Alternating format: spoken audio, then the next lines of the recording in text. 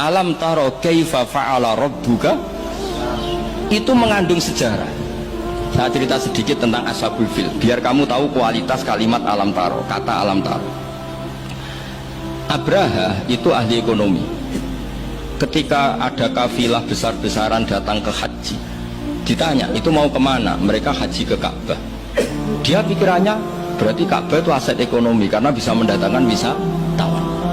Mulane kena anggap Ka'bah itu aset ya rontok-rontok. Tengokno iki. Akhire dekne gawe saingan Ka'bah. Tengene kules ya, teng Son'a lah. Singkat cerita Ka'bah tandingan iki digawe min zahabin wa fiddatin wa rukhamin, pokoknya dari batu-batu mulia. Karena untuk menandingi Ka'bah sing terima watu ireng kotak. Sono wong Quraisy gak trimo diisingi. Jadi kadang mau ngawur ya penting. Diisingi mergo Baitullah sing suci disaingi Ka'bah abal-abal. Jadi sekunane kuno wong apik dibajak, barang apik napa? Dibajak. Karena kan nek dadi wong top dibajak ya kudu rada rido sithik-sithik pancene ngono. Sunahe ngono, sekunane kuno. Wareng diisingi gak trimo terus dia bersumpah akan merobohkan. Ini terakhir pun sama rasa khawatir. Ini kan pun jam 10. Ini kita wonten waktu 10 menit. Setelah itu terus minta fil terbesar dikirimi sama Raja Nasesi. Dikirimi gajah. Walhasil masuk. Ketika mau masuk di Muhassir, ada yang baca Muhassar. Itu Abra ini fil ini gak mau masuk.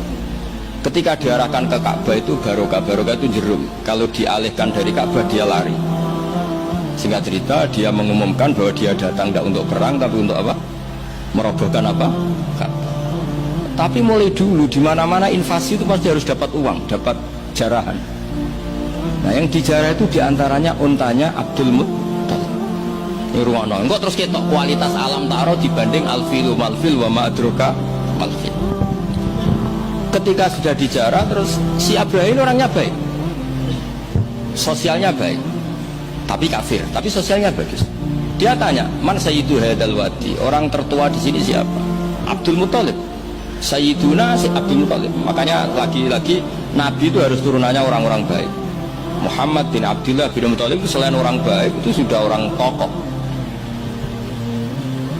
Nah, untanya Abdul Muttalib jumlahnya 100 itu diantara yang disita, yang dijadikan ghanimah oleh Abraha selain unta-unta yang lain.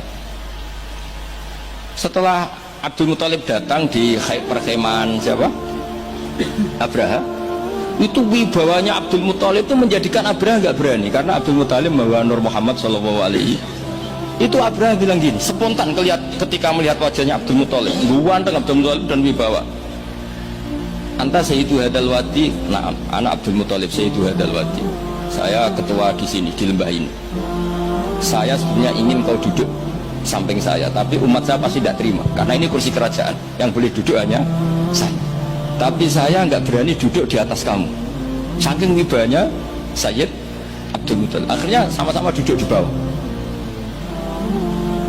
Sudah hormat sedemikian rupa Abraha sama Abdul Muttalib, saking wibanya Abdul Muttalib. Makanya sarannya kiai ya kudu ono wibawane lah ben piye sawangane. Karena saulqi fi qulubil ladzina kafarur. Makanya Nabi ngendikan nusirtu birru'bi masirata syahrin. Saya itu punya wibawa yang radiusnya itu perjalanan 1 bulan. Ya udah boleh kiai kok ndak wibawa. Ora wibawa ya jaim lah, jaga image lah setidaknya supaya kelihatan wibawa.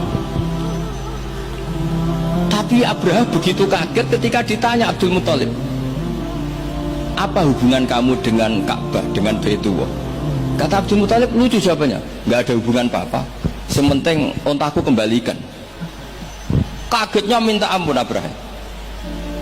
Loh, kamu itu Sayyidu Hadal Wadi, semua orang tuh khawatir Ka'bah saya robohkan karena itu adalah dinuhum, itu agama mereka. Kamu yang ketuanya malah tidak peduli, tapi hanya peduli dengan onta. Mulai kecewa, saya kecewa hormat kamu. Ternyata kamu orang yang sangat materialistik. Tapi apa kata Abdul Muttalib? Loh karena li'ani robbu. Saya ini yang punya robbun, maknanya saya ini yang punya unta itu. Ini robbuhunna, saya yang punya unta-unta itu. Wa li'anna lihadal baiti robban hamahu. Baitullah itu ada yang punya. Itu udah urusan saya. Dia punya Robban hamahu, punya yang punya dan akan melindungi yang punya. Itu tidak kewajiban saya, kewajibannya yang punya. Jadi betu orang betu Abdul Muttalib. Akhirnya Abraham, ini ngawur tapi kok pinter kira-kira gitu. Sudah silakan, kalau mau rusak silakan, kamu akan berurusan dengan yang punya. Wes, oke dari Abraham, banyak aku pengen rusak Ka'bah. Untuk dibalekno, wes untuk tak balekno, saya pengen rusak Ka'bah. Ya monggo, tapi kamu berurusan sama yang punya. Ini masih maulid karena ini banyak Rasulullah Shallallahu Alaihi Wasallam kesana. Tapi sebelum Abraham datang, ini Abdul Muttalib fa'atal baita, kemudian datang ke Baitullah wa akhudha bi halaqatil bab. Dia megang apa, kalau di pintu dulu itu kan pegangannya itu kan bunder, makanya disebut halaqatil bab. Maksudnya handle-nya itu kan bulat. Terus beliau berdoa, dongane lucu. Ya Allah, gimana-mana orang itu ya menyelamatkan asetnya. Ya, engkau harus menyelamatkan asetmu dong. Ini santai. Soalnya ngomong ketika ngono tok, ditinggal mirip. Nah, ditinggal mirip itu Abdul Muttalib bikin pengumuman ke semua orang Quraisy, ayo ke atas gunung dan kita melihat apa yang dilakukan Tuhan kita terhadap orang yang merusak Ka'bah. Terus mereka di gunung semua.